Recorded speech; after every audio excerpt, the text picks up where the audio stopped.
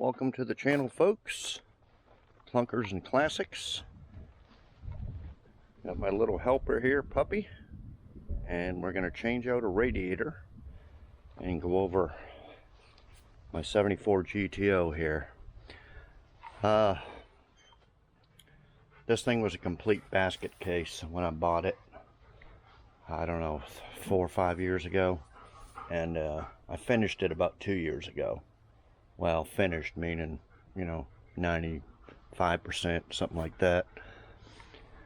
Okay, so this radiator here, a friend of mine gave it to me. It's aluminum, nice aluminum radiator, but he thinks it's for a Corvette, although my Corvette doesn't have this thing, so I'm not sure exactly what it is, what it's out of, but I made it work in this.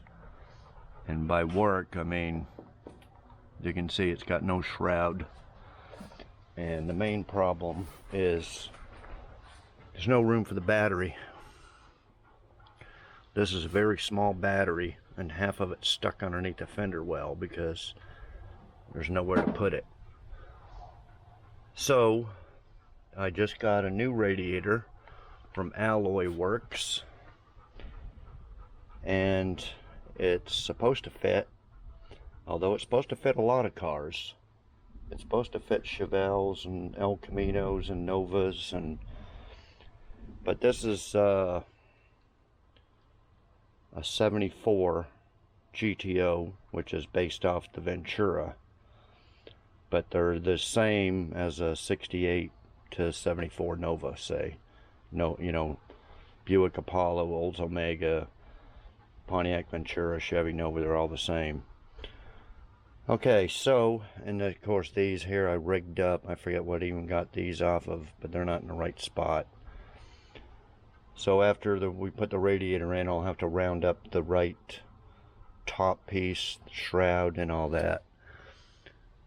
But it does work, and it doesn't leak. And the other thing is I got the flex hoses, but I think that this was the only hoses you could get. They don't actually make the exact fitting hoses for this, for Novas and stuff. You got to buy the flex, I think. I'm not sure, but if not, we're gonna get rid of them. And you see here, this one here points up. So the plan is to put in the right radiator that fits, so I can fit the right shroud, fit the right top piece, fit the right hoses, and the main thing is to fit the right battery. Okay, so let's go check out the radiator.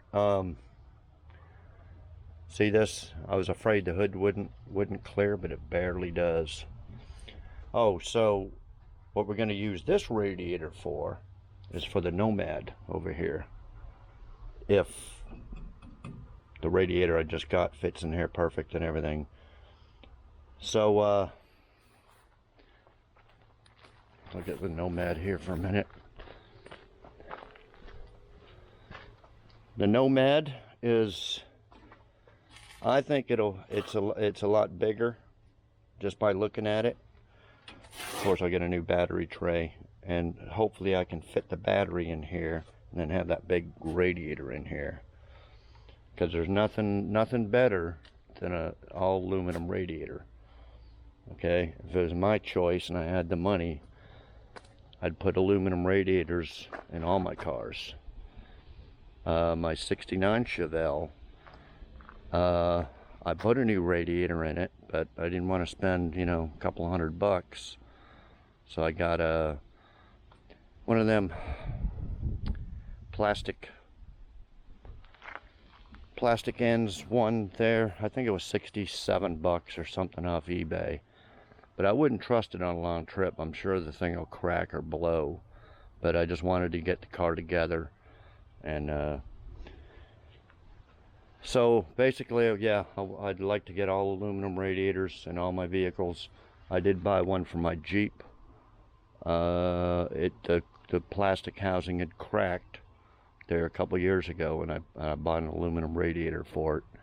Spent the money, and it's been great. Okay, so yeah.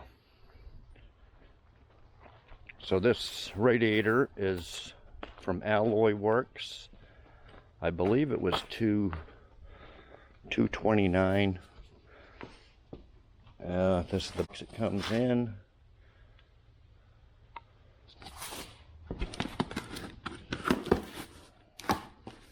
They want me to show it being opened up. This being opened up for the first time.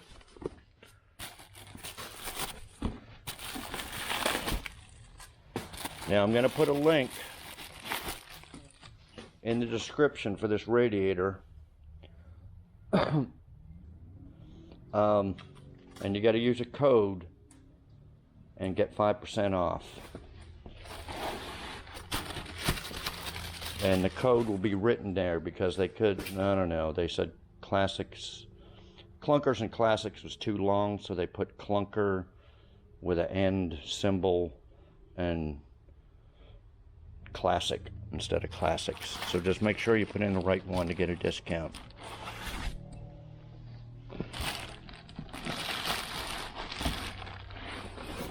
Ooh. Yep, it's definitely a lot shorter. Let me put this up here.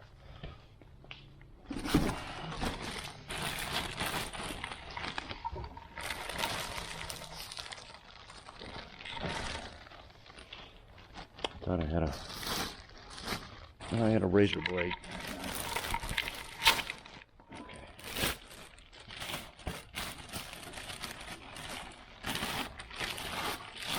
Oh yeah, all TIG welded aluminum. There's your radiator slots. Comes with a cap. Now, a lot of the radiators they sell come with cooling fans. This one didn't come with one, and I'm probably not going to put one on there. I may put on an aftermarket one for backup, but I like to run the manual fans. I don't want to be stranded anywhere with a burnt out electric fan. I'll take this plastic off.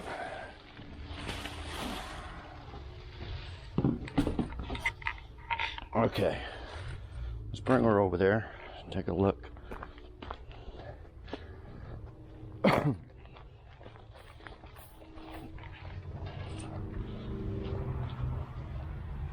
And it's a 4-core. Yeah, you can tell it's already a lot shorter. So I'm gonna have room for my battery. Well, can you see that?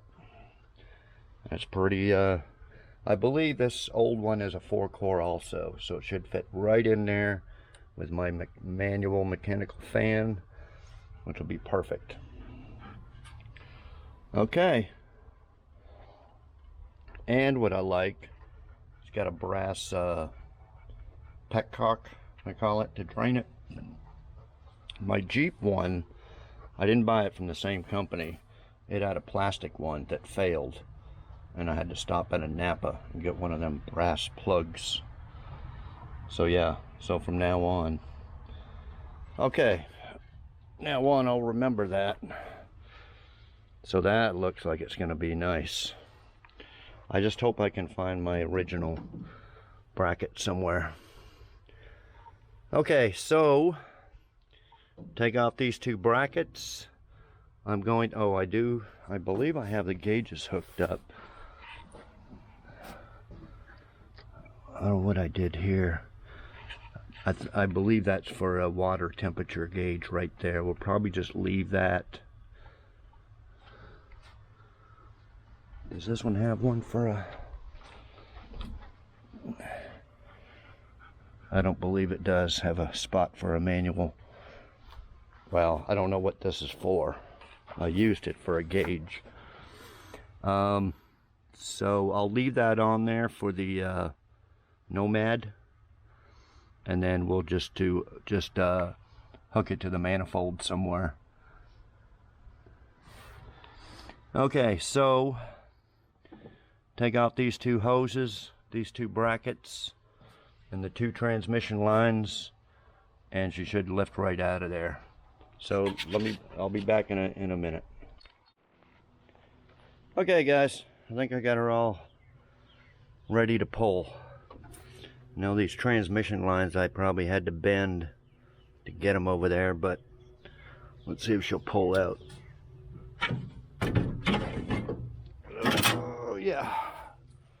Boy, she's heavy. Okay, I probably have to line up those little rubber deals that they set on. It probably has to be right there, but we'll get the other radiator here in a second. Let's see if this fits in the Chevelle real quick. I did drain the antifreeze right there in a pan.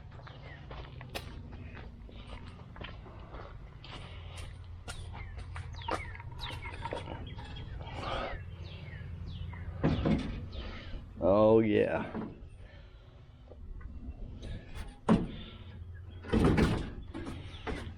Killing two birds with one stone here. Look at that, fits in there perfect.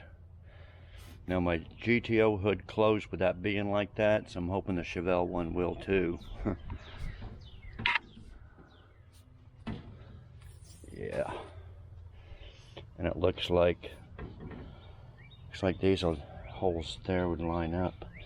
So yeah, we got room for the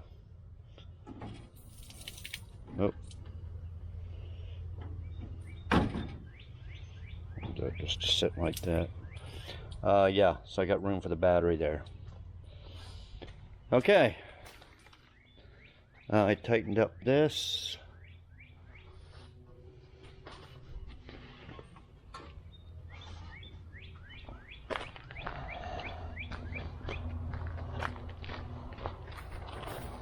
My little helper. Puppy, go grab me a 1/2-inch wrench. Grab me a 1/2-inch wrench. Need to teach her to fetch me to get a beer. Oh yeah. Yeah, she's gonna fit. I don't know if I move this battery tray over. But yeah, I'll have to bend these lines back to fit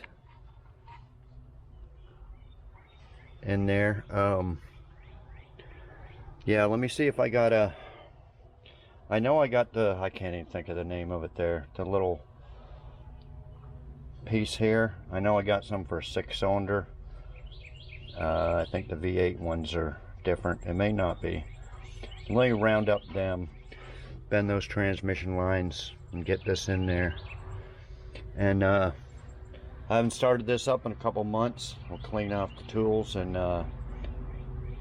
pour a little gas, put some gas in the tank, a little gas down the carburetor, hook the booster to it, and we'll fire her up and get her out.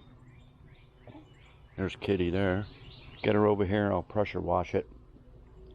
And we'll go over a few things that I still need to do to this. I mean, it runs and drives and everything, just little stuff like the AC. I don't know if the AC even works. This engine here is out of a 70 Pontiac Bonneville.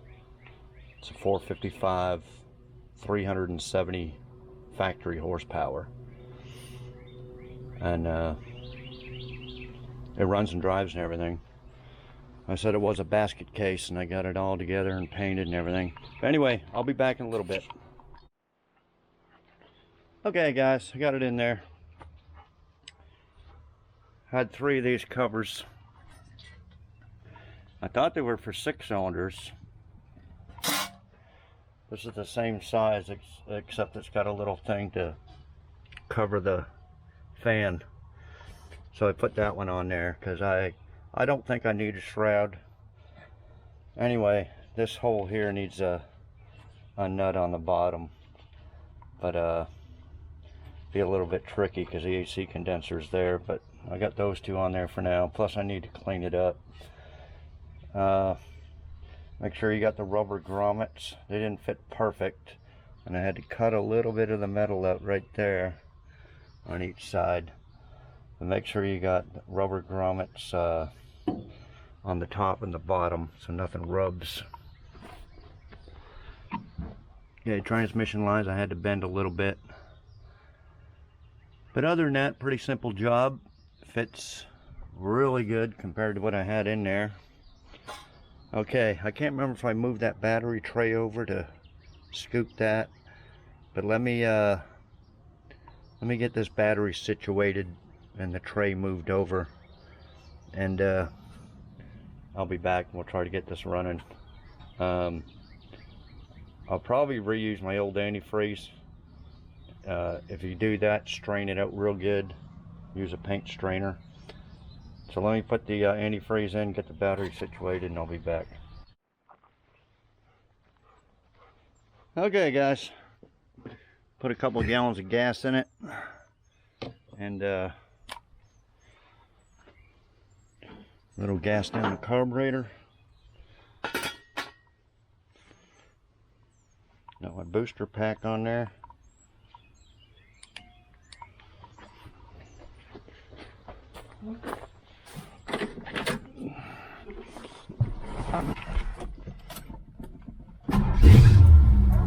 Oh yeah.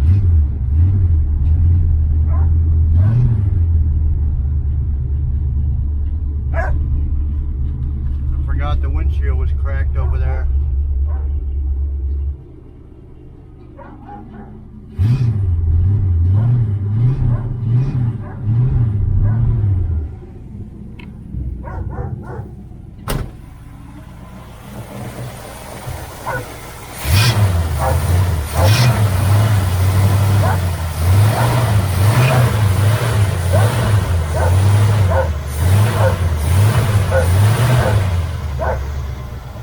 Puppy.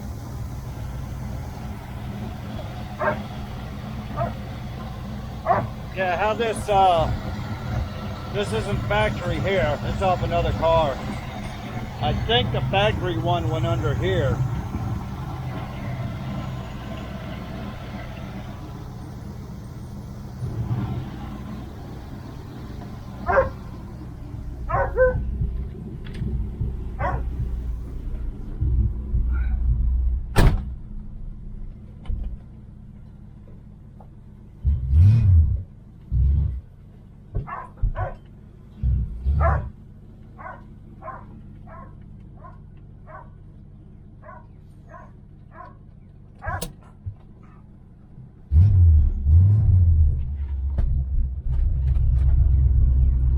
Factory shifter, but the little pin is broke that holds it into park, so I could like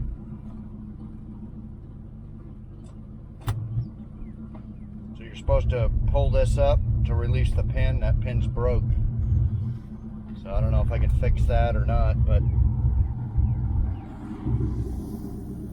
it's a little dangerous if somebody else was to drive it. Well, there it is. I think I'll move my truck out of the way and we'll wash it up, go over a little bit what else I need to do to it. I mean, I was going to buy a rear seat cover for it. I still might. I should have at the time, because it's probably price has gone up by now. Nobody makes any of these plastic pieces, so all them plastic pieces there at the back are all messed up. There's only one place that makes a one-piece headliner for $500, and I refuse to spend that much on a headliner. See all this plastic stuff? Nobody makes any of that.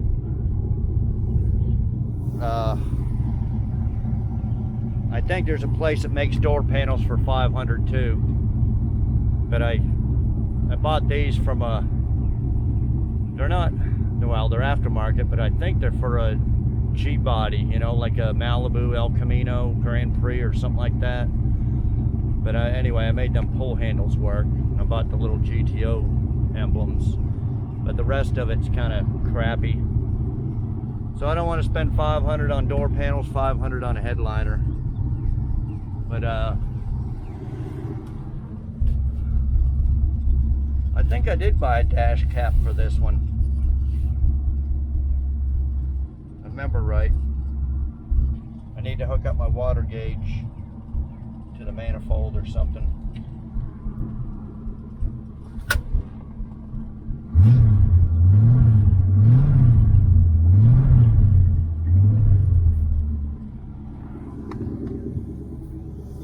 Oh, and my gas gauge doesn't work.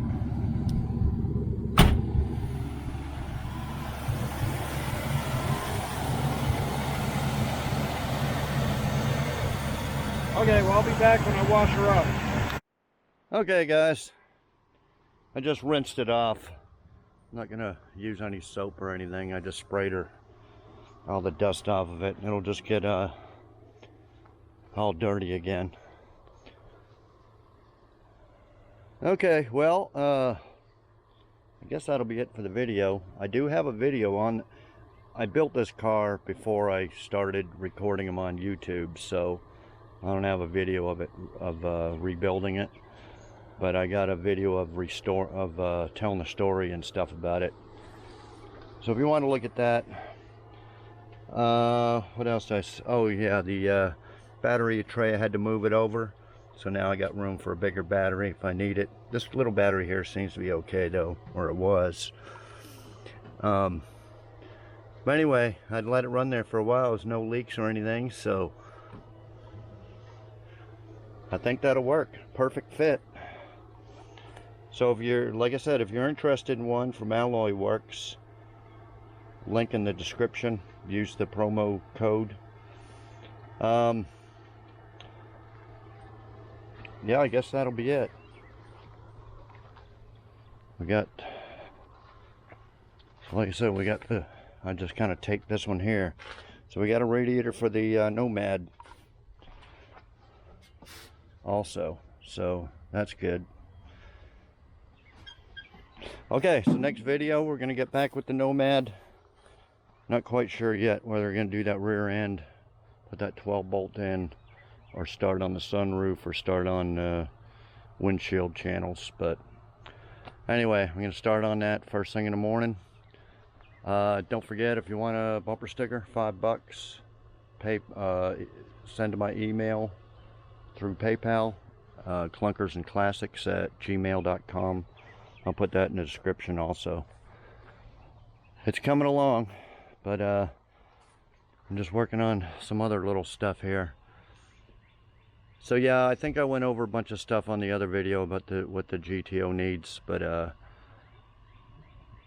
just about oh, the other thing is it is a real GTO. I got the Pontiac's one of the only, I think the only company that, through the Pontiac Historical Society, PHS, you can get documents right from when it was brand new, the build sheet and all that stuff. And that, the guy I bought this from already did that. And it's kind of funny because has drum brakes on the front and no power brakes.